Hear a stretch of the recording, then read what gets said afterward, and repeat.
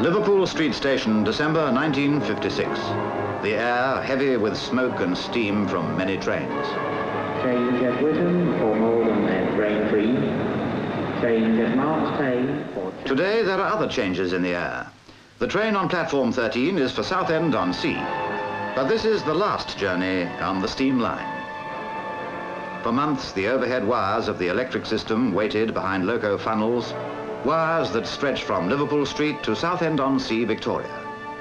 And now the posters announce a new service. All change here for electricity.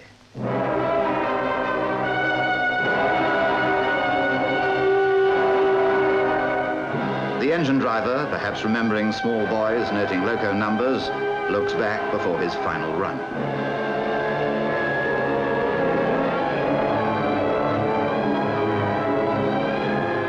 The train pulls away, and steam is on the way out.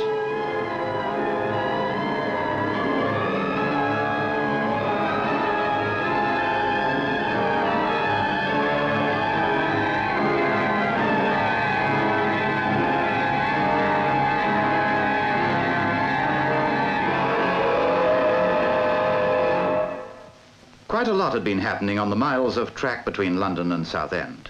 For a long time, there was special work on the lines. Passengers on their usual run would catch a glimpse of unusual trains like this one, with complete units for earth boring, placing and concreting of steel masts.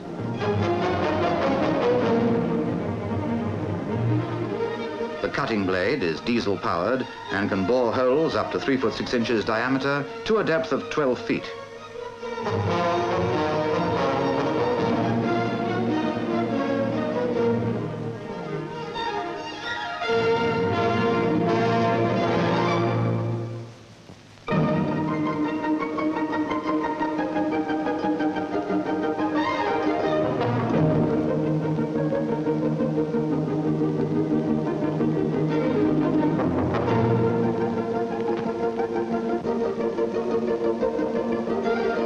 On another wagon, a self-propelled steam crane lifts the steel gantry masts into position.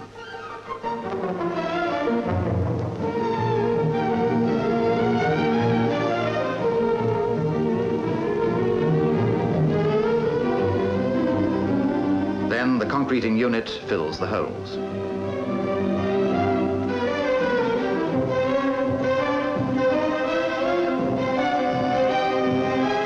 Slowly, this special train inches its way through the quiet countryside, planting steel masts as it goes. Summer had turned to autumn and winter. Month after month, the big steel blade danced into the earth.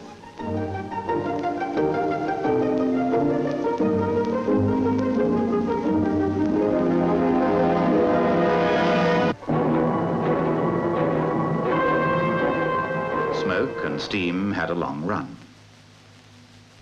But by the middle of 1956, there was a new sign in the sky.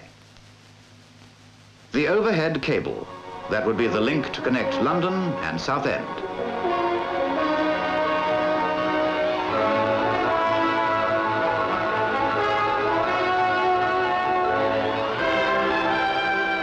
Miles of copper wire are suspended overhead in these clips.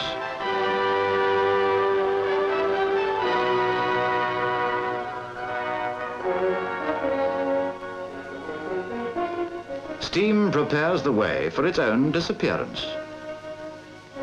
The loco drives a special train that runs out the electric cable at 3 miles an hour.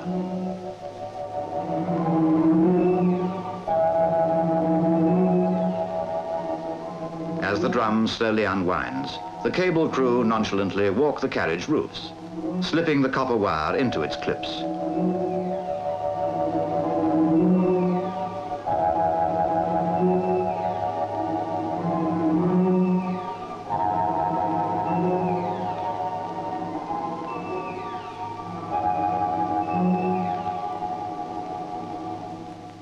At regular intervals, the train comes to a standstill.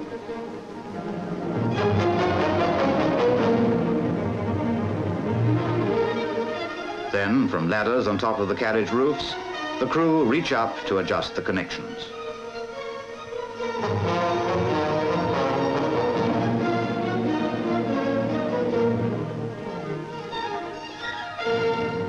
nearly into Southend, old and new come face to face.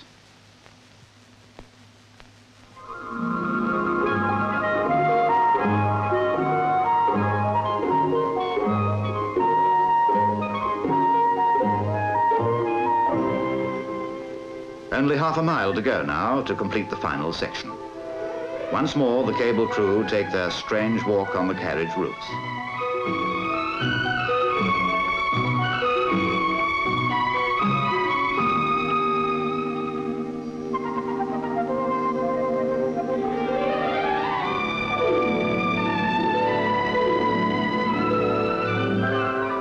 And now the cable train slides into Southend-on-Sea, Victoria, where the station staff are watching the past grow into the future. This electrification is only one stage in Eastern Region's plans, but here at Southend, it's the end of the line for steam. There are many memories.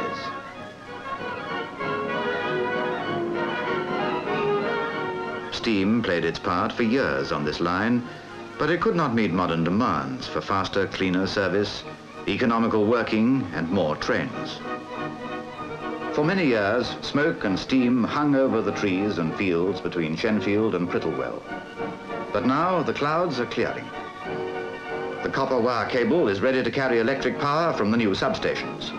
From the top of the driving coach, a new shape makes contact.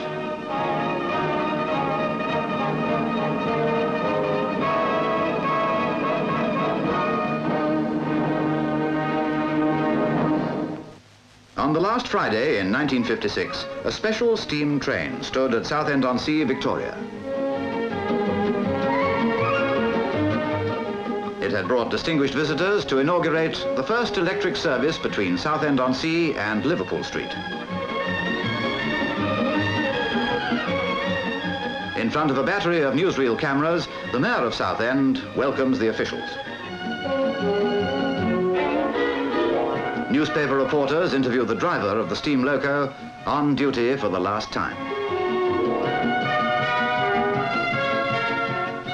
Railway staff watch the excitement, thinking about new routines and day-to-day working.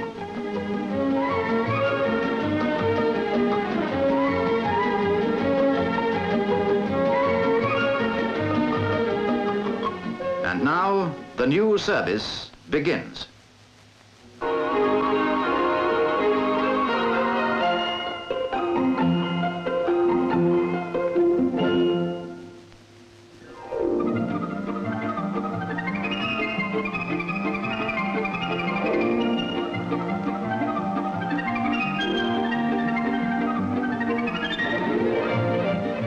Driver John McKennanis thinks electric trains are easier to handle than steam, simple controls and no firebox.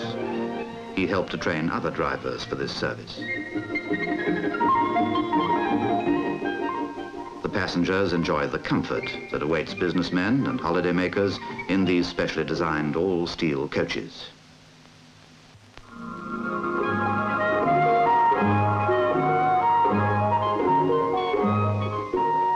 Nearly into Shenfield, the driver sees the last steam train go by, making its way into the past.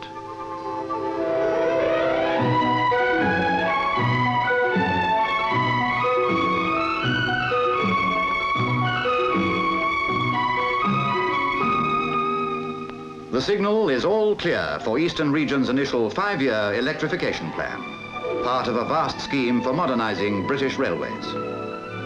The pantograph glides into the future, symbol of the great plan that lies ahead.